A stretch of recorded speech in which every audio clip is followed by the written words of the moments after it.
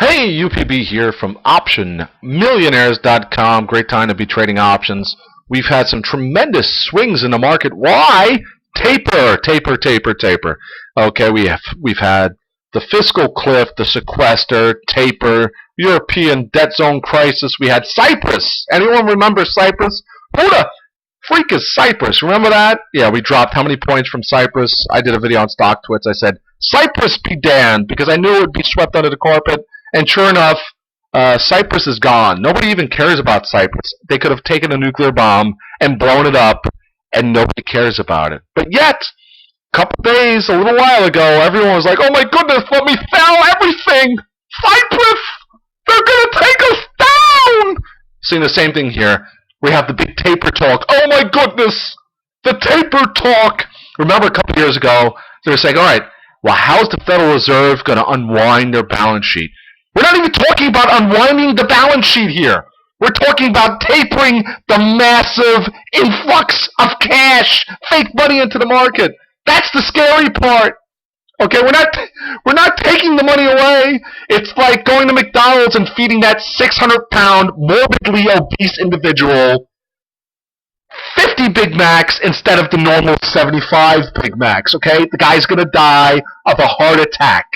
That's our economy right now. Ooh, what do you want? 50 slimy, rotting, oily, greasy Big Macs instead of the normal 75? Because that's going to make you healthy down the road, isn't it? So that's what we have here. Let me pull up some charts. Here's the SPY. We're at 164.80. A great rally today. 1%. Amazing, folks. Look at the chart. It looked a lot better to me. Let me pull it a little closer.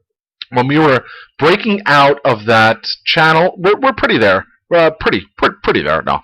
We held the bottom of the support from the lows back in November when the Japanese announced Abenomics, as we call it now. We bounced off of this, which kind of coincides with the 50-day moving average. Go figure, folks. I didn't want that line there. What I do want is this. I want to zoom in and look at this. I was expecting a nice big breakout here. It's almost a wedge. We did break out. Look at these candles. I mean, we had like something like 15 straight days of Dow Jones Industrial Average, 100-point moves. Volatility! Where is that coming from? So anyway, we're kind of breaking out here. To me, what I'm looking at is, all right, are we still putting in, remember, go back to the tops we've hit. Okay, now I have to move this line again. Yes, this line was great. We hit the tops here. We broke through it. We're here again. Okay? Now look at the long-term picture for the market. Each time, go back 5 years, each kind of fear tactic, the debt downgrade, we had the pullback in 2010 that people were calling for possible head and shoulders, and boom, just forgot about it. We had the debt downgrade, we had the European crisis, the flash crash. Each kind of pullback, and you look from 2009, has been a viable opportunity for the bulls. Anyone shorting it, forget about it. And then longer term, I'll pull back this. I bring this up a lot. Look at the longer term chart for the stock market. This is the SPY. There we go. Let me pull in. If you look from a chart perspective, just take your mind off the fact this is our S&P 500 index, the ETF. Just look at it and say, all right, we rally, consolidate, rally. We're seeing a lot of that right now. So if you look from that perspective, I mean, we could be just at the start of a massive rally for stocks. Something to keep in mind. So let's look at what's going to happen this week. It's going to be very volatile. What I would look for is a breakout, a continuation. We've got to get up to the 167s. Ultimately this week, I would love to see a break of the new all-time highs. That would be the confirmation that this bull market is still alive. We make a lower high, it's going to be dull and boring and possibly roll over to... Now, the next support line, in my opinion, is going to be down in the 150s and then ultimately 146. That'd be crazy if we dropped there, right? I mean, that's impossible. Impossible! Google, same kind of thing I was pointing out with the S&P 500. This green line, if you go back on it, goes back until the IPO. It's a beautiful channel, broke to the upside and the downside of it, still in that channel, and then suddenly, bang! Hello! 7 Viagras, we're up to 900, just about. All the analysts come out upgrading the stock. Is that kind of thing we saw with Apple when they were all upgrading the stock. and then it fell 50-60% back in September until now. It's possible. What I'm looking for here is a beautiful kind of curling pattern. We're going to head up to about 950. That's what it looks like to me. Let me pull up Apple. Love this long-term chart. This is the short-term chart. This head and shoulders, I know people are saying, oh, it's gone, doesn't matter. I still think it marks an important bottom for the stock, and I think it's going to curl up, and we're going to see 460 before the bears can sneeze.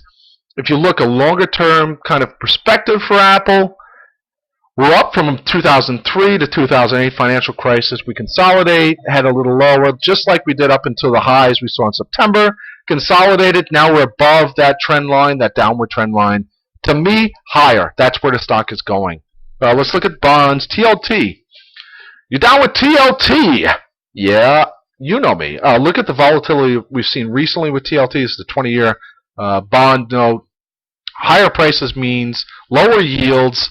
As the TLT ETF falls, we're seeing higher yields, which it's kind of a double-edged sword. Yeah, the W is usually silent, but when you're doing a video, you can do the W, so I'll do it. Sword. It's a double-edged sword, and we're seeing significant resistance here at this trend line, the downward trend line. Broke above it recently, but I think we're ultimately going to head lower. I don't think I'm alone in that view. Interest rates are going to rise, and that will make TLT fall, something that you're not going to want to own. So just put that in perspective. If you're investing in an interest rate kind of product, interest rates as they are now, the TLT is 113. As interest rates rise, this TLT 20-year bond fund will decline in value. And that's what's going to happen with bonds. I think the real issue going forward, what we need to focus on is what is going to happen with that money that's exiting the bond market. Okay, we have certainly some sort of bond bubble. The rate that it gets popped at, and the money. Is the money going to be just gone because we're going to see such a rapid decline in the value of bonds? Or are we going to see that money slowly get taken out of bonds, and where is it going to go? At 0% from the Federal Reserve, it's going to go into stocks. So we'll see. Also, to keep in mind, there's a lot of funds out there that have an investment strategy where they have a certain amount of bonds, certain amount of stocks. So as bonds decline in value, that might implore them to sell stocks, buy bonds.